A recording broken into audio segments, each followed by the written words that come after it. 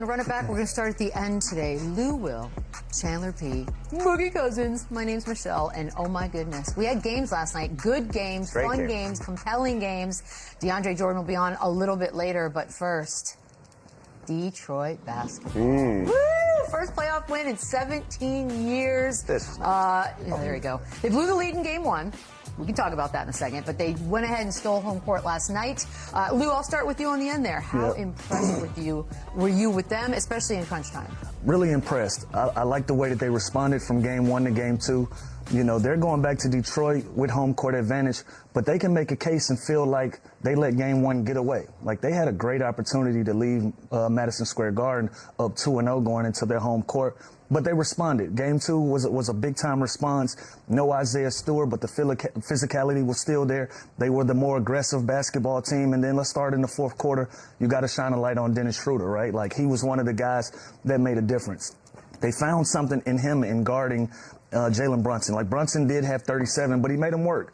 You know, 10 of those were off free throws. And so out of that, 9 of those were off of free throws. So you got 28 points left that he got in 27 shots. That's making the guy work. That's making him earn everything that he gets. And then on the other end of the floor, you go out and get 20 points, making him guard on the other end of the floor, and then hitting a big-time three-pointer under a minute left to kind of seal the deal for this team. So going back home, Detroit has a bunch of confidence. They feel like this is an opportunity for them to steal a couple of games while they're on their home court and go back to Madison Square Garden and possibly close this thing out. Now, I know I'm jumping the gun. It's still going to be a very long series, but confidence-wise, that's how they should feel going into Detroit. Yeah, I completely agree. I think the Pistons right now think that they should be up 2-0, and the Knicks are lucky to not be down 0-2. And I think last night I kind of had that feeling like here we go again down the stretch. They're kind of making some bad decisions, turning the ball over again, some bad shots at the basket. But Cade Cunningham was great. He responded with a subpar game one, to an unbelievable game two. And to touch on what Lou said, Dennis Schroeder, I mean, this is third team this year. And the fact that he's got JB Biggerstaff's trust with the ball in his hands on the road at MSG in the playoffs is huge for him. That three was big time for him. He knocks down one of the 2 free throws and kind of seals the game for them. And the Knicks are in trouble, man. The Pistons were 6 of 27 from 3, 22%, and still find a way to win this game just on defense and physicality and everything they do. They're in trouble, and this is why I think the Knicks were trying to duck them at the end of the year, and this is why the Pistons wanted the Knicks. Like, it should be 2-0 going back to Detroit, which is crazy to think. So, Boogie, we mentioned the fact no Isaiah Stewart last night, which you would think then maybe the game would be less physical, but that was not the case, and this was a huge win. So was this the recipe? Did they figure something out to take care of New York? Well, one, this is their identity, so regardless if Isaiah Stewart's in the lineup or not, I think you're going to get the same results. But they absolutely know that the weakness for the Knicks is their toughness, and they're taking full advantage of it. And this Pistons team reminds me of that grit and grind Memphis team, where you know, it may be a night where they're not making a lot of shots or the offense isn't flowing as well. So they rely on their physicality, they rely on their toughness, and they rely on their will to win. And that's exactly what this Pistons team continues to show. And I'm a little worried for the Knicks, where this Piston team, I spoke on it the last time we spoke on them, where, you know, they don't have, when it comes to their superstars, they don't have that necessary, you know, experience when it comes to the playoffs and things. But where they lack in that area, they come with toughness, grit, grind, all of those things, and it's showing. So this Knicks team definitely looks to be in trouble some. It's unacceptable when it comes to Cat and the talent that he has, and, you know, the results we got with his stats. We'll get to that. Obviously we will, but I mean, that toughness is definitely wearing and tearing on this Knicks. I want to spin the block on Dennis Schroeder, right? Like Chandler just said, third team this year, right? But situation is everything. Like, you finally find a home. Like, this matches his identity. Like, Absolutely. He's a tough competitor, somebody that you don't want to be on the other end of the ball with when he's guarding you, when he's making things tough for you. Like, this is the perfect place for Dennis Schroeder to be. So to see him have the impact that he had off the bench for Detroit, it's a sight to see. And now they found something. Now they know that we can go to our bench. We can go to our 7th, our 8th guy in the bench and get good quality minutes out of him and kind of take the pressure off of Malik Beasley if he's going to continue to make shots like that. Like, that is a major plus for the Detroit Pistons coming up in this series. And like we said, if New York's not going to match their physicality, they're not going to match their toughness, we can see our first upset of the playoffs. Yep. Let's talk a little Cade Cunningham. Boogie, I'll start with you on this one because he and Jokic were the only two guys that averaged 25 and 9 over the course of the season. And perhaps a lot of people are still familiarizing themselves with Cade Cunningham, especially last night. Where are you putting him? I know we love lists. Are we doing top 10 in the league yet? Is he close? Where is he?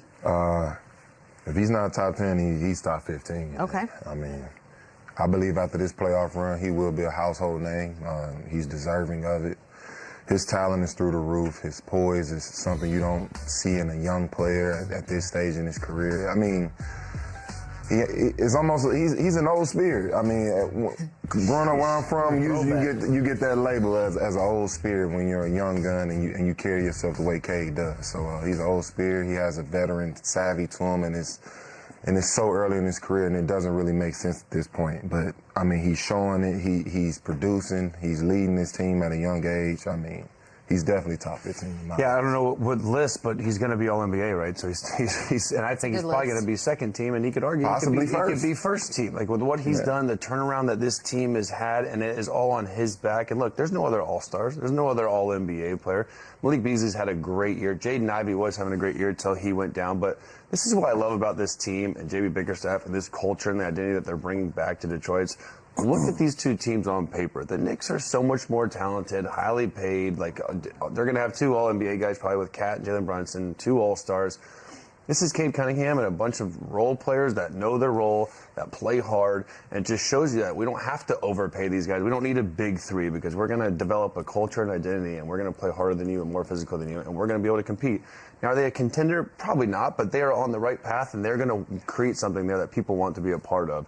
And I think that's a huge thing because you don't need – we always talk about these lists and these big threes and this player and that player. They got one guy, and then got a bunch of guys that know their roles and mastered it and play hard. It's crazy that still matters, and I'm just glad to see it in this series. What I love about Cade Cunningham, like Boogie just alluded to, like he's a throwback to me. Like he's a young guy that plays in the mid-range, and that's a lost art in our game. Like the mid-range is one of the things that we've abandoned, but Cade Cunningham, he still uses his size and his ability to get to his spots. 15 to 18 feet away from the basket, bump you. He got fadeaways. He can finish at the rim. He got the whole package inside of the three-point line, and he used it to his advantage last night. Like, first, game one, it looked like he had some jitters, and Madison Square Garden is a hell of a place to start your playoff career. It's a hell of a place to start your playoff career.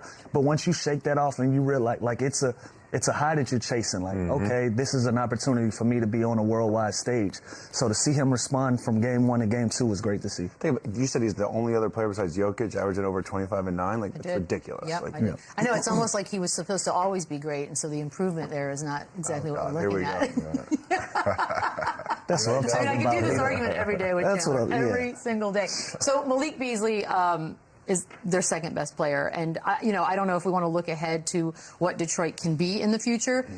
Do you need another superstar with Cade? And if you do, who would be in a perfect world ideal? You absolutely. I don't think so. You don't? Go ahead, Boogie. You absolutely need a. We're talking about to win a championship, or does OKC have two superstars? Yes. Yes. Two superstars? Yes. With Chet. Damn, you're Superstars? I think Yes. How many All-Star appearances he got? Hey, all that's on the way. All that's on the way. Talk about it. We're talking about a young team full of potential that's Full a of champion. potential, not superstars. They still have two All-Stars. They're young. They're young in their career. And they have the MVP. Yes, they absolutely have two superstars. All-stars and superstars, completely different. It's like models and supermodels. We were definitely talking about Malik Beasley. Cade Cunningham. Y'all said the point was, does he need another superstar? And I said no. To win a championship? I think he does. Is there there's two superstars in OKC? Yeah, Jalen Williams. Yes. Jalen Williams There's an All-Star, but listen, He will be a superstar in the NBA. will Yes. be a superstar. He's like 22. Is he a superstar now? Potentially, he's yes. as close as he so could be. With Are they So a the title point- contending team? Correct. So yes, he's a superstar. Potentially. So if you're contending, so if Detroit legit was contending right now, would anybody else be a superstar on this Pistons team? Yeah, we would have to figure it out though. We have to figure out who gets We the have to title. figure it No, but I think that's the beauty of what they're doing is that, of course, they made progress. Let's have 14 wins. A lot of these guys are new pieces, but just the progress alone is great. Now, I'm with Boogie. I think, do they need to add something special? They need to add a couple guys here and there to really make that leap to contend with the Boston Celtics and the Cavs? For sure. They're going to win a couple games. They're going to play hard. They're going to do the right things, but I don't think you can win a championship with Malik Beasley, your second best player. Exactly. I don't think you can do that. I think it's going to be hard. The league is too good. There's too much talent. That's not a knock on Malik Beasley. I think That's not what I'm fighting. But go ahead.